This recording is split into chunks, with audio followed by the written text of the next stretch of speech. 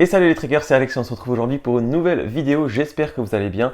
Aujourd'hui je vous parle du Osprey Exos 38 que j'utilise depuis presque 2 ans et qui est pour moi le meilleur sac léger avec armature. Je ne parle pas de ultra léger et je ne parle pas de sac sans armature, donc c'est un sac avec armature et léger puisqu'il fait 1,2 kg. Et pour moi, c'est le meilleur dans sa catégorie. Je vais vous expliquer pourquoi et je vais vous donner mon retour d'expérience après presque 2 ans d'utilisation. En ce qui concerne mon utilisation de ce sac, j'ai fait le GR70 avec lui. Pour ceux qui n'ont pas pu suivre cette aventure, je vous mets la vidéo juste ici. Ensuite, j'ai également fait du ski de rando avec. Je suis parti en Nouvelle-Zélande pendant 1 an avec ce sac-là. Ça a été mon sac de voyage. Et j'ai fait à peu près plus de 200 km de trek en Nouvelle-Zélande avec, plus des petits treks ici en France avant de partir. Donc, je l'ai quand même bien utilisé pendant ces quasiment 2 ans. Avant de rentrer dans le vif du sujet, je vais vous demander s'il vous plaît, si vous n'êtes pas abonné, à vous abonner à la chaîne et à laisser un petit pouce bleu pour montrer votre soutien. Ça vous coûte rien et moi ça m'apporte un grand soutien, ça me met de la visibilité à mon travail. Donc je vous en remercie par avance, s'il vous plaît, à mettre un petit pouce en bas de la vidéo. Allez, on continue. Au niveau des caractéristiques et du prix, moi je l'avais acheté 180 €, mais je vous mettrai ici si le prix a évolué. Au niveau des caractéristiques techniques, comme je vous l'ai dit tout à l'heure, on est sur 1,2 kg, 38 litres de tube intérieur, donc vous pouvez le voir ici, 38 litres de tube intérieur, plus les poches extérieures, je pense qu'on avoisine quasiment les 40-45 litres, c'est sûr. Le constructeur Osprey le donne pour un confort de portage de maximum 11 kg. Personnellement, je l'ai déjà mis à 13-14, ça va, je dirais 15 grand maximum. En ce qui concerne le modèle 38 litres, on est sur une hauteur de 75 cm, une largeur de 33 cm et une profondeur, c'est-à-dire par rapport au dos, de 30 cm. Comme je vous l'ai dit tout à l'heure, on est sur un monocylindre, un monotube, c'est-à-dire qu'il n'y a pas d'autre entrée que par le haut pour ranger ses affaires. Nous avons 2 poches latérales avec une ouverture en haut et une ouverture sur le côté pour pouvoir mettre sa gourde. Et on a la même chose de l'autre côté, une ouverture sur le côté et une ouverture en haut. Nous avons une poche filet ici qui peut se reclipser juste là. Elle doit bien faire 10 litres facilement et c'est assez utile pour mettre par exemple son kawaii ou des choses qu'on va ressortir régulièrement dans la journée pour y avoir accès facilement et rapidement. Nous avons aussi un capuchon que nous pouvons enlever en desserrant ces petites cordelettes ici. Vous pouvez retirer ce capuchon et juste utiliser ce rabat là pour fermer. Vous avez les petites clips pour pouvoir fermer, voilà, juste comme ça et ne plus avoir ce rabat qui doit bien contenir facilement aussi 5 litres de contenance si ce n'est plus. À l'intérieur, nous avons un emplacement pour le camelback ou la poche à eau et le trou pour faire sortir le tuyau dans le dos. Sur les bretelles au niveau du réglage pectoral, on a un sifflet d'urgence. Donc ça peut toujours être utile si vous cassez la binette ou que vous avez besoin d'aide et que vous n'avez pas forcément besoin d'acheter un deuxième sifflet, il est intégré au clips. Nous avons différents cordons de serrage et des sangles. Il y en a beaucoup, peut-être un peu trop, on y reviendra dans la partie avantages et inconvénients. Nous avons juste ici le système Tow on the Go, donc le système de portage de bâton.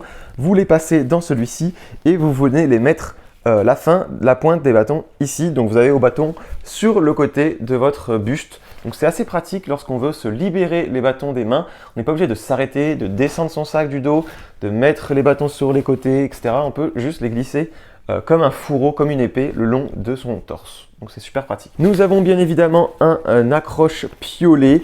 Si vous faites de l'alpinisme, du ski de rando, etc., moi je l'utilisais pour accrocher mon piolet ou d'autres choses. Les bâtons aussi peuvent venir, mais c'est un accroche piolet. Oui, pour compléter l'accroche piolet, nous avons le petit anneau pour passer la tête du piolet à l'intérieur et le manche du piolet à ce niveau-là. Au niveau du bas, nous avons une petite sangle pour pouvoir attacher un matelas de sol ou une tente. Moi personnellement, je mets ma tente à l'extérieur à ce niveau-là, ce qui me permet de gagner beaucoup de place à l'intérieur et de pouvoir utiliser justement un 38 litres et pas un sac beaucoup plus volumineux. Et bien évidemment, nous avons la technologie Airspeed avec un filet d'eau tendue qui fonctionne plutôt bien avec des grosses mailles qui permettent d'aérer le dos. Et ça n'empêche pas de transpirer, mais en tout cas, ça limite la transpiration. Nous allons passer à la partie avantages, inconvénients. Au niveau des avantages, comme je viens de le finir, le filet tendu fonctionne vraiment très bien au niveau du dos. Donc ça, c'est un avantage du Exhaust 38. Nous avons sa ceinture abdominale, qui pour moi est aussi un avantage. Sur plein de sacs, même le Atmos, il me semble, nous avons une grosse ceinture épaisse. Là, elle est plutôt fine, mais elle est quand même bien large. Et moi qui avais des douleurs avant avec le Kestrel, le Osprey Kestrel, qui avait une grosse mousse. Ici, j'ai une petite mousse, mais qui m'englobe beaucoup plus au niveau de la hauteur, de la largeur. Et je n'ai pas du tout de douleur au niveau des hanches. Donc ça, c'est vraiment super agréable. Si vous êtes quelqu'un d'assez mince ou d'assez sec comme moi, et que vous avez un peu la peau sur les os au niveau des hanches, moi, ce système-là m'a vraiment révolutionné parce qu'avant, j'avais vraiment des douleurs au niveau des hanches lorsque je portais mes sacs. Autre avantage selon moi, c'est, comme je vous le disais, ce portage pour les trucs extérieurs, la tente ou le matelas, etc. Avantage, c'est qu'il est léger, que le volume est assez petit. Donc, on n'a pas un giga sac sur le dos, on n'est pas une tortue qui se promène dans la montagne. Donc, pour moi, c'est un avantage, la légèreté et son volume assez petit. Autre avantage dont j'ai parlé tout à l'heure, c'est le range-bâton, donc le Tow on the Go. Le confort de portage est aussi une de ses qualités selon moi. Et le fait que l'on puisse retirer le capuchon est aussi une option, une modularité qui est selon moi très intéressante. On va passer aux inconvénients puisque oui, il y en a. Premier inconvénient qui me vient à l'esprit, c'est les poches sur le côté. C'est impossible d'aller chercher quelque chose en marchant ici sur le côté, c'est trop serré. Donc on doit forcément s'arrêter si on a une gourde ici. C'est pour ça que moi j'utilise un porte-gourde d'Inafit, voilà, pour pouvoir avoir l'accès à l'eau directement et pas être obligé de descendre son sac. Autre inconvénient, ce serait la fragilité au niveau de cette partie-là, où il y a la partie en fer. Lorsque vous allez reposer sur le sol, ça va vraiment l'abîmer. C'est pour ça que je mets du duct tape. C'était Trek Attitude qui avait donné cette idée et j'avais trouvé ça super intelligent. Pour augmenter la durée de vie du sac, mettez du duct tape ou autre pour protéger un petit peu ces angles saillants très durs directement avec le fer pour éviter que ça se trouve en fait. Autre inconvénient selon moi, c'est le nombre de sangles qui pendouillent un peu partout. À mon goût, il y en a un petit peu trop et elles sont un petit peu trop longues aussi. Et le dernier inconvénient, qui n'en est pas vraiment un, c'est que comme c'est un monocylindre, un monotube, il faut être assez organisé et avoir de l'expérience dans le rangement de son matériel pour pouvoir utiliser ce sac-là. Ma conclusion serait que si vous êtes un randonneur qui commence à avoir de l'expérience, c'est pas votre premier sac et que vous cherchez un sac léger mais confortable et avec une armature, selon moi, le Exhaust 38 est le meilleur dans sa catégorie de armature et léger et confortable. Voilà les amis, j'espère que cette vidéo vous aura plu. Si c'est le cas, n'hésitez pas à mettre un pouce bleu, à me laisser un commentaire pour dire vous quel sac vous utilisez. Et on se retrouve prochainement pour une nouvelle vidéo.